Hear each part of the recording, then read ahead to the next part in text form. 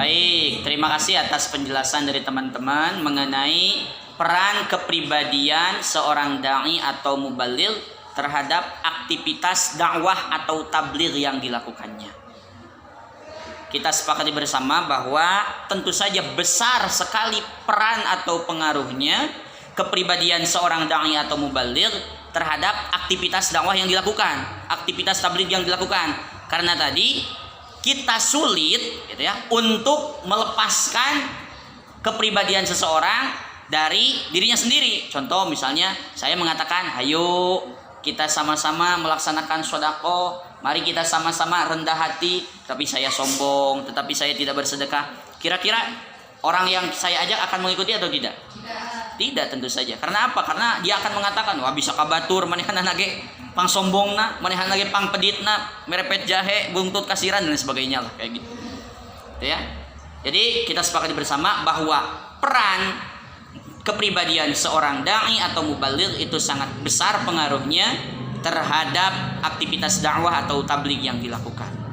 Sekarang kita akan perinci peran itu atau wujud peran tersebut apa saja wujudnya.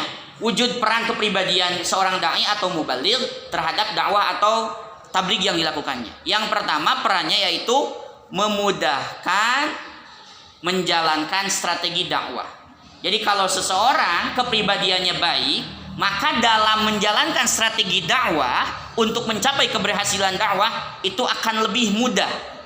Beda halnya dengan seseorang yang kepribadiannya buruk, ketika menjalankan strategi dakwah terhadap mad'unya atau jamaahnya, maka itu akan sulit dilakukan. Mengapa mudah? Karena karena karena jamaah akan melihat sosok. Manihanan lagi kitu, ai kabatur nitah kudu tawadhu, harus rendah hati, harus tasamuh, toleransi. Ternyata dirinya orang yang paling tidak toleransi, ternyata ia orang yang paling sombong. Maka strategi apapun yang kita lakukan dalam menyampaikan pesan-pesan dakwah itu tidak akan berhasil. Jadi yang pertama, peran kepribadian seorang mubaligh itu atau dai itu yaitu akan memudahkan dirinya dalam menjalankan strategi dakwah sehingga dakwahnya akan berhasil. Yang kedua, akan memudahkan dirinya dalam menyampaikan substansi dakwah. Ini substansi, kalau tadi strategi cara-caranya, jadi akan mudah cara-caranya. Kalau yang kedua substansi, materi dakwahnya akan lebih mudah ia sampaikan. Mengapa akan lebih mudah ia sampaikan materi dakwahnya? Karena dia melakukan sendiri. Contoh gini, ada seseorang yang mendakwahkan tentang bertoleransi, dia yang bertoleransi terlebih dahulu. Ada seseorang yang menyatakan atau menyampaikan tentang tawadhu, tapi dia adalah orang yang tawadhu karena ia adalah aktornya yang terlebih dahulu melaksanakan sifat-sifat tersebut atau akhlak-akhlak karimah tersebut, akhlak-akhlak mulia tersebut, maka itu akan lebih mudah bagi dirinya untuk menyampaikan substansi materi tentang pesan dakwah yang disampaikan. Beda dengan kayak gini, saya menyampaikan tentang tawadhu tapi sayanya sombong, itu akan sulit.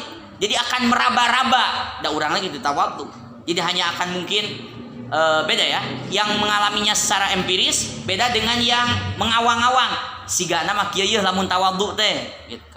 Jadi kalau kita sudah memiliki kepribadian yang baik, contoh misalnya kita mendakwakan soal sabar dan kita adalah orang yang sabar, maka itu akan lebih mudah menyampaikan substansi dakwahnya. Karena kita sudah mengalami itu. Itu. Jadi jangan sampai, makanya saya selalu menghindari gini. Kalau diundang ceramah walimatus safar itu saya juga agak gimana gitu ya, karena saya pernah ngalaman ibadah haji lagi gitu ya. Jadi saya harus menyampaikan tentang sesuatu yang ibadah haji gitu ya, otomatis kan walimatus safar untuk ibadah haji yang saya belum pernah mengalami itu, bagaimana pengalaman spiritual di sana dan sebagainya, kan saya belum mengalami itu. Jadi saya tidak akan menyinggung soal pelaksanaan ibadah haji bagaimana di tanah suci. Paling apa yang harus dimiliki, bekal-bekal apa yang harus dimiliki oleh keluarganya, apa yang harus dilakukan oleh keluarga yang ditinggalkan. Paling hanya seperti itu saja. Tidak akan menyentuh hal-hal yang tidak saya alami. Kenapa? Dabina gitu.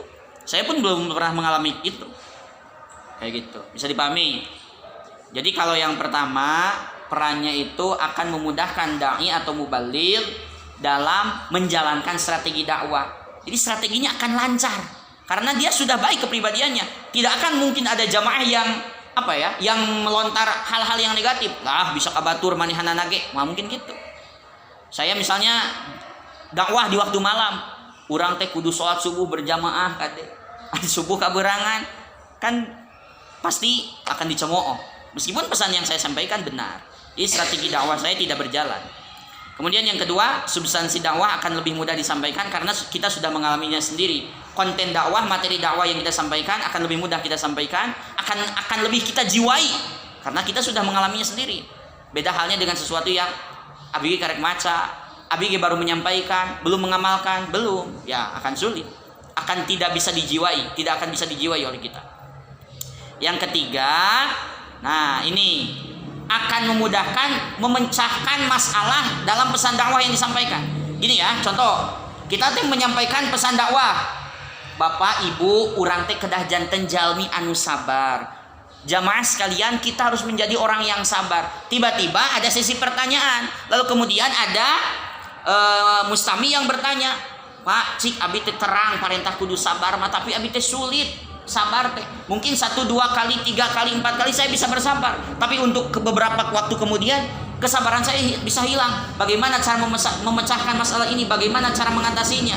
Karena kita sudah memiliki kepribadian sebagai orang yang sabar, maka kita akan bisa memudahkan, akan bisa memberikan solusi terhadap apa yang menjadi masalah mad'u, apa yang menjadi masalah mustami gitu. Beda halnya dengan kita tuh harus menjadi orang yang sabar, sementara kitanya nggak sabar. Kemudian jamaah muncul masalah. Bagaimana sih resepnya supaya kita bisa istiqomah dalam kesabaran? Saya itu sabar kalau hanya 1 kali kesalahan, sabar kalau orang lain hanya berbuat 2 kali kesalahan, 3 kali kesalahan. Tapi kalau sudah berpuluh-puluh kali, saya tidak bisa bersabar dengan cara itu. Bagaimana cara menyelesaikannya? Maka kalau orang yang sudah kepribadiannya sudah baik, dai yang kepribadiannya sudah baik, maka akan bisa memberikan solusi terbaik karena dia pun sudah mengalaminya. Jadi mual siga nama, mual bade nama kieu. Jadi mual sisigaan sareng mual ngababade. Gitu. Karena dia sudah mengalaminya sendiri. Gitu. Dan kalau boleh jujur, kalau saya sendiri, gitu ya, saya sendiri sebenarnya saya makanya suka mengatakan ieu mah sekedar tazkirah lin nafsi, sekedar mengingatkan diri saya sendiri. Karena apa? Karena banyak hal yang saya sampaikan terhadap jamaah sebenarnya saya pun belum bisa melaksanakan itu. Makanya saya selalu mengatakan urang sasarangan, ieu mah ngemutan kana diri abdi nyalira, sakantenan ngemutan kanu sanesna. Mudah-mudahan abdi tiasa ngalakonan, Bapak Ibu ge tiasa ngalaksanakeun. Jadi selalu seperti itu. Ya, selalu seperti itu. Jadi jangan juga kita mentang-mentang kita kepribadiannya sudah baik. Misalnya kita sudah sabar, kita sudah tawadhu, kemudian kita merasa orang abdi mah sudah pengamal sabar, sudah pengamal tawadhu. Lalu kemudian kita mengatakan untuk masalah seperti ini karena saya sudah biasa menerapkannya, itu kan sombong jatuhnya. Jadi jangan seperti itu pula. Itu kembali berarti kepribadiannya buruk karena sombong dia. Jadi sekali lagi, peran kepribadian dai atau mubaligh dalam aktivitas dakwah yang dilakukannya itu sangatlah besar pengaruhnya. Jadi ya, kalau kepribadian dai atau mubalighnya baik, maka akan berpengaruh baik. Kalau kepribadian dai atau mubalighnya buruk, maka akan berpengaruh buruk pula. Bukan buruk. Buluk mah bulukan. Kemudian apa saja perannya kalau kita memiliki kepribadian yang baik sebagai seorang dai? Yang pertama, akan memuluskan atau memudahkan kita dalam menjalankan strategi dakwah. Strategi dakwah kita akan lancar. Abadi dengan metode nanaon ge lancar, asal sesuai dengan kondisi mad'unya. Yang kedua, substansi yang kita sampaikan akan lebih mudah karena kita sudah mengalaminya. Yang ketiga, kalaupun ada masalah di kalangan mad'u tentang apa yang kita sampaikan, kita akan bisa memberikan solusi terbaik karena kita sudah mengalaminya. Bukan mengawang-awang, bukan susuganan, bukan meren, bukan ngabade-bade, bukan sisigaan, bukan. Tetapi saya sudah mengalaminya, yang saya rasakan kalau kita mau seperti ini harus seperti ini. Tapi kita hadirkan juga kalau berdasarkan teori, misalnya hadis, kalau kita marah itu misalnya kalau sedang berdiri, contoh ini tentang marah ya, kalau sedang berdiri harus duduk, kalau sedang duduk berbaring, kalau sudah berbaring masih tetap marah wudu. Itu kan berdasarkan teori, misalnya ada hadisnya yang mengatakan itu. Tapi karena kita mengamalkannya, mungkin kita punya solusi lain yang sesuai dengan pengalaman, experience, atau sesuai dengan pengalaman yang kita alami sendiri gitu. Jadi lebih empiris kita rasakan seperti itu. Jadi barangkali demikian untuk peranan kepribadian mubaligh atau kepribadian dai dalam melaksanakan aktivitas dakwah atau tablignya.